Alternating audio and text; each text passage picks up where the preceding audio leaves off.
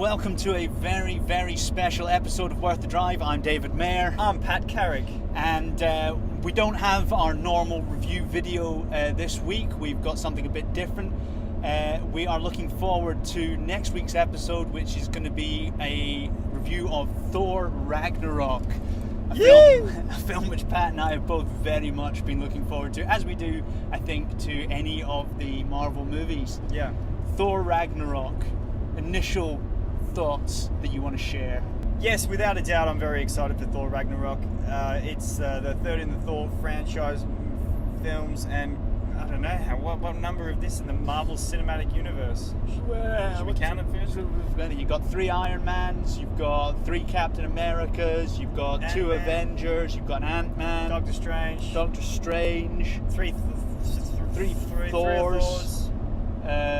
What else is there? There must be more. Hulk, if you count that one. I think do you we do. count the Incredible? Yeah, I suppose we do, yeah. Even though it's a bit strange. 14 or 15? It's a lot. It's a lot. And it's so impressive that they have managed to interweave 14 films together to create what seems to be a very streamlined cinematic universe. We'll talk about that a little bit later on. I think first let's have a little talk about Thor. Okay. Because there are 2 Thor movies that we have to discuss. Yeah. Do you personally prefer Thor or Thor the Dark World? Thor. Because I just thought it was such a monumental task to take that particular comic book character and put him on the big screen. And I think Kenneth Branagh did a wonderful job. It's very small contained. It's kind of, most of the film is, not most of it, some of it's set in Asgard, but most of it's in a little desert town, which just looks like a big movie set. So they had budget constraints or whatever, but then, I don't know, I loved it. And I even liked Thor the Dark World. Everyone shits on it, but I don't see the big problem. I personally, I lean the other way. It's not a popular opinion, and I will say Thor is definitely a better film. It's a better, it's better conceived, better probably directed. I agree, Kenneth Branagh did a fantastic job bringing that universe and the more Earth-based elements of the Marvel Universe together. But just to sit back and watch, I kind of prefer Thor the Dark World. Mm-hmm. I like the look of it. That was one of the great things about Captain America. It was really comic booky. They made a proper comic book movie. They put all the colour in it, they put all the gloss on it, but it didn't feel kind of shiny. Thor for me felt a little bit kind of shiny. Yeah. Whereas the Dark World, it has a rainbow road. Well, that's certainly doesn't get shinier than that. Whereas, Thor the Dark World was just a bit more realistic. Gritty. Yeah. For me, and I prefer it. I think it's an easier film to watch, which doesn't necessarily, isn't necessarily a good thing, but just to sit back and enjoy, I'd rather stick on the second one than the first. I think I definitely need to watch Thor the Dark World again. I think the only thing, every time I think about that movie, I think about the villain, because it irks me how weak I thought the villain was. Just in his motives. He was a bit. He just wanted to put the world in darkness because he was a dark elf, which is cool, but it's like, why? I think they tried to explain. I don't know. I don't know how close a resemblance he bears to the comic book character. Yeah. But in the movie, I think the character looks quite good. I do really take issue with the stuff that happens later on in the film in Asgard. I don't think there was really enough development in Thor's mother. I don't think they developed the stuff leading up to her death enough. She was cool though. I liked it. She kicked ass. When she turned up in the second film, I was kind of hoping she'd get a bit of a bigger role, but she kind of just turned up to be killed off. Yeah. Which was slightly disappointing, and there was so little kind of made about it beforehand that it wasn't a particularly emotional death. Mm-hmm. So Thor the Dark World is definitely not as good a film, but I think I enjoy it more as a watch. Well, I think that regardless of which film you like more, the running theme between the Thor movies is the relationship with him and Loki, which has kind of saved most of the film, particularly Tom Hiddleston's performance and Chris Hemsworth's performance, their relationship and how they're interweaving between those two films and the Avengers films. That's what everyone gravitates to. That's what everyone likes the most, and that's why Loki's the most profound and popular villain in the Marvel Cinematic Universe. And I hope that continues on in this Thor Ragnarok. Yeah, and I think the sort of tertiary cast members are all pretty good. Kat Dennings is only really in there for a bit of comedy relief, but she's fine for that. It's a perfectly acceptable character on screen. I really like Stellan Skarsgård, I should say. Yeah, he's great. I really like him, and He's I like awesome. that he turns up in a few of the other films. Yeah. Well, he turned up in both Avengers movies for somewhat of a good reason. First one he had a reason to, and the second one was just a bit weird with the little dream pool of lightning. Yeah, which is not the best part of that film. No. Generally speaking, Thor, do you like Thor? I really like Thor. I like Chris Hemsworth. He's funny in a lot of parts. He can turn on the emotion when he needs to. Mm-hmm. And I think he is, the undisputed Thor. Very much like Chris Evans did with Captain America, and certainly Robert Downey Jr. with Iron Man. They just become these characters. We've seen him in enough films where it's really hard to imagine anyone else in the role, and I'm glad that he's continuing on with his third one. And I'm looking forward to Ragnarok, mainly due to the director behind it and what kind of tone and style they've gone for, particularly in the trailers. It's got me super pumped for it. I'm probably not going to say his name correctly, but Taika Waititi. Very good, yeah. Taika there Waititi. You go. A fantastic repertoire of goodies. Flight of the Conchords is brilliant. If you haven't watched any Flight of the Conchords, go and check it out. For sure. He's great, and it will really give you a very strong idea of what he's about and how his comedy works. More recently, Hunt for the Wilder People. And my personal favourite, What We Do in the Shadows. I saw that just only recently because I'm a Marvel fanboy and I wanted to do a little bit of research on the director, and I went back and looked up some of his catalogue. And that one was just awesome little nugget of surprises. I didn't know what to expect from it. I had no idea. I did watch a bit of a trailer, but I'm like, I'll stop. I'll just watch the film for what it was. And it cracked me up. The whole concept just cracked me up. You don't like it as much. I'm not as keen on What We Do in the Shadows as I am on Flight of the Conchords stuff and Hunt for the Wilder People. It's a mockumentary. It's a very dry-styled mockumentary. Yeah, like it is. dry. It almost leans more to documentary than satire. Yeah. And it's the kind of thing that Taika Waititi does really well. I think his style is very much a unique taste, and he puts his unique take on everything, which is why I just commend Marvel and Marvel Studios for taking on these directors like the Russo brothers, like Kenneth Branagh, like Jon Favreau, all these kind of unique guys who you wouldn't actually suspect doing an awesome comic book movie, and just knocking it out of the park. And I really hope that he does this as well. I agree, and I think part of that is not just down to Marvel being willing to take on these directors, but also just willing to let them pretty much go wherever they want. There's obviously a degree of structure, and they kind of have a very clear outline of the stories and of where the universe is being driven.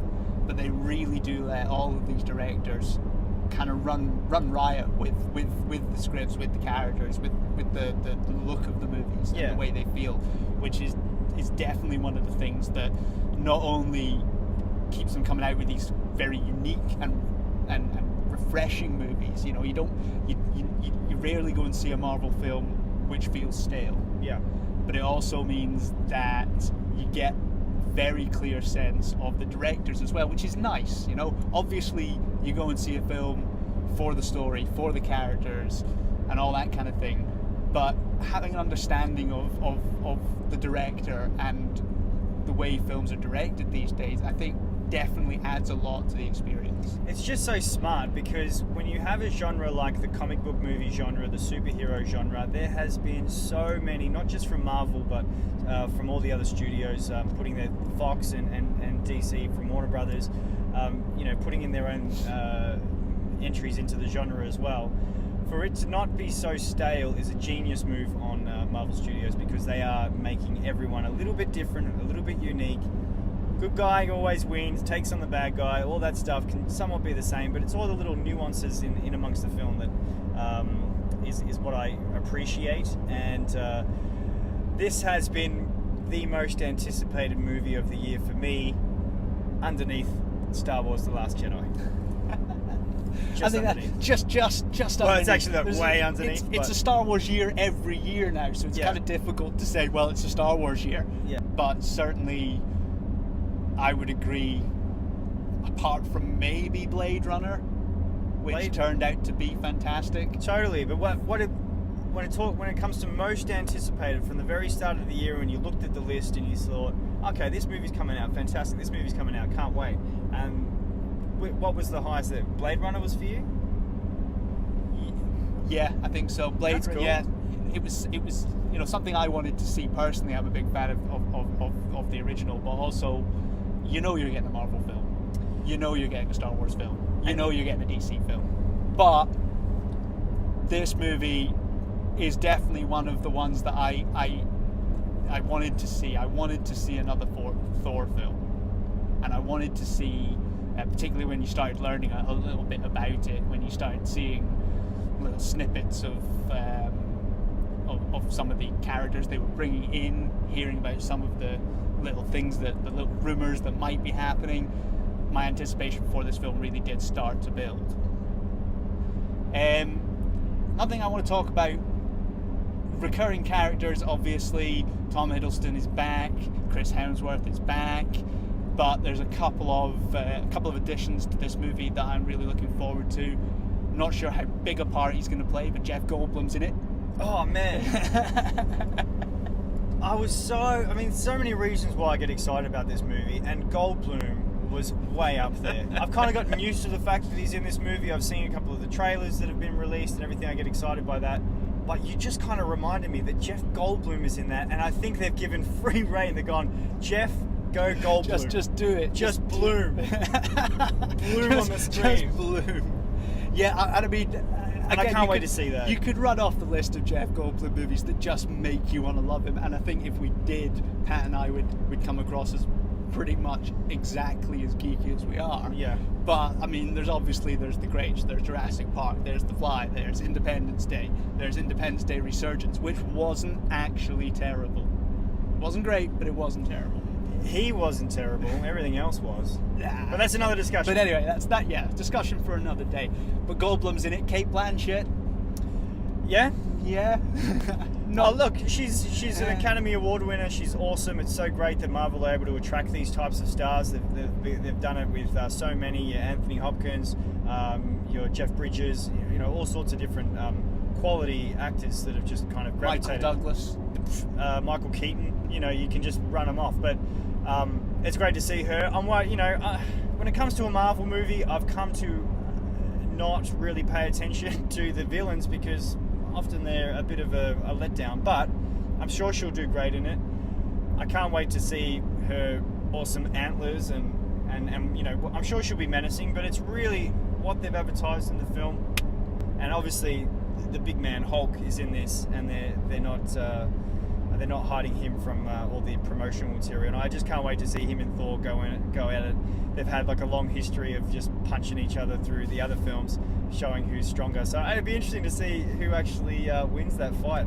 You mentioned already cinematic universes.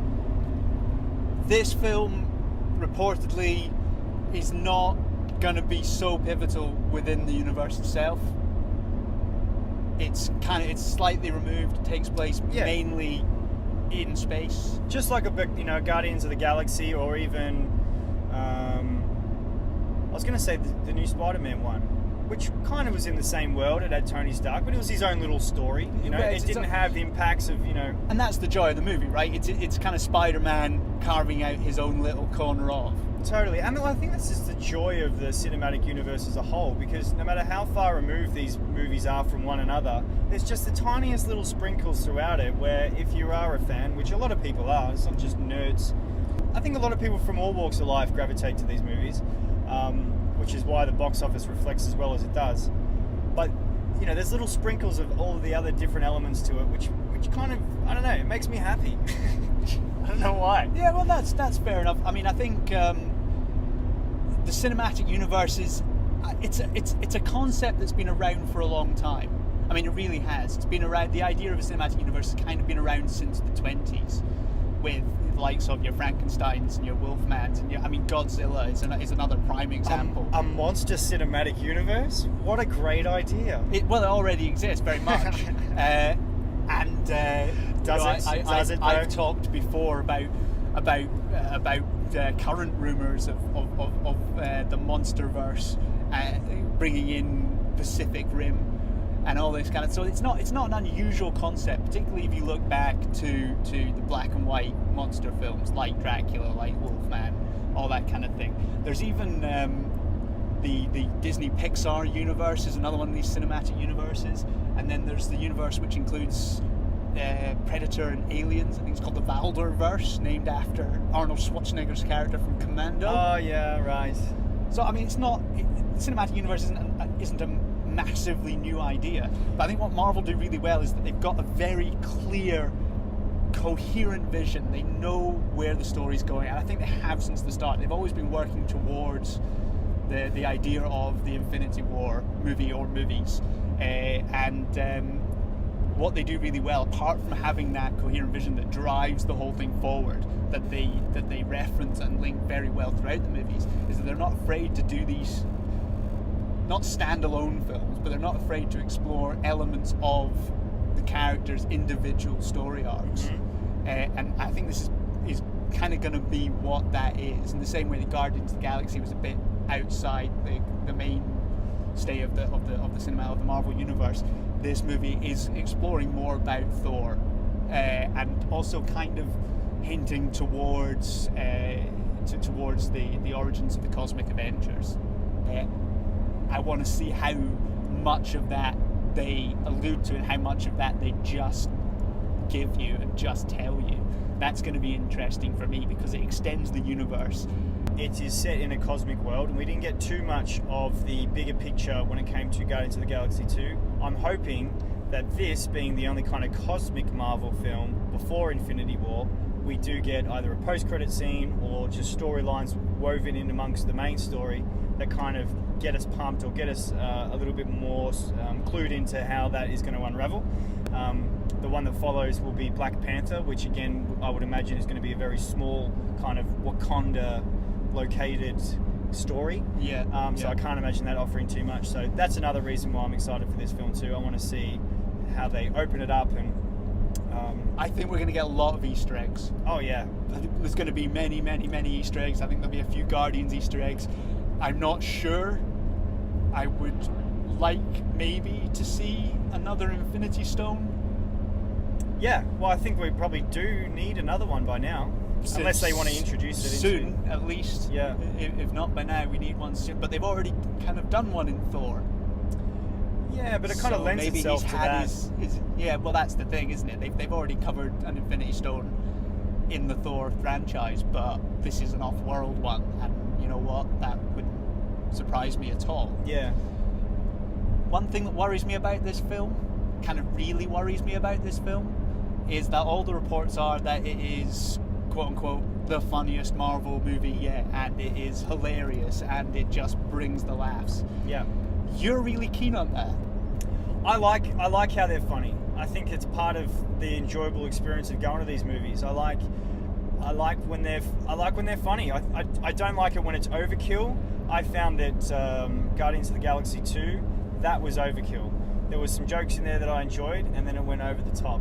So I understand why you're kind of concerned, because you're worried that it'll be overkill. But what I found with Guardians of the Galaxy 2 is that they were overkilling the jokes that had already been told in the first one, or taking that character that we enjoyed and we found humorous and then just shoving it down your throat. Yeah, I think that's the thing. So long as I have no problem with it being with the Marvel movies having jokes in them. I have no problem with being funny. The jokes have to land, and the jokes have to some extent be necessary or warranted, right? Yeah. There was a lot of it in Doctor Strange as well. And the thing that particularly annoyed me about Doctor Strange was you got a lot of dramatic scenes or a lot of fight scenes, which were fantastic in their own right. Particularly, they looked amazing and they felt quite intense. And then they just would ruin it with a little bit of a light-hearted nod and a wink and a grin. Yeah. And for me, it was, oh, there's a bunch of wild turkeys over there. Hey. All these kind of things happen when you're driving along. Yeah, for me, it just took it a little bit too far in Doctor Strange, and as you say, really too far in Guardians 2. They really did just take everything good about Guardians and distill it down and ramp it up to the nth degree. So that's what worries me about this. It's an understandable concern, and I just for some reason, because I enjoyed Taika Waititi's latest films, I just kind of I don't know. I'm not worried that there'll still be awesome action in it, and there'll still be emotional heartstrings and things like that. There may even be a little bit of romance, but I think he'll nail it. And I won't expect to like have every joke land for me, but I like his humor, so I kind of want to see what he does with it. Yeah, I think you're right. I mean, as I've said, the thing for me is that I'm worried there is going to be a bit of overkill on the humor, but as you said, Taika Waititi, if anyone can handle it, he can. He's the right directing choice to bring a comedy Marvel movie together without it feeling like overkill and without it ruining the kind of the more serious elements. He's very good at satire. He's very good at dry comedy. So although I'm apprehensive,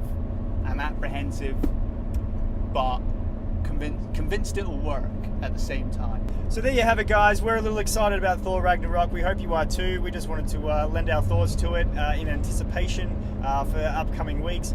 We're still trying to figure out how and when we're going to get on the road to see Thor Ragnarok, but we're hoping to do it during the day so we can drive home and talk about it extensively, give a regular review, and then also a spoiler talk, because we can just spill all the beans and all the Easter eggs that we find and all the little things that lead up to other films that we're also excited about.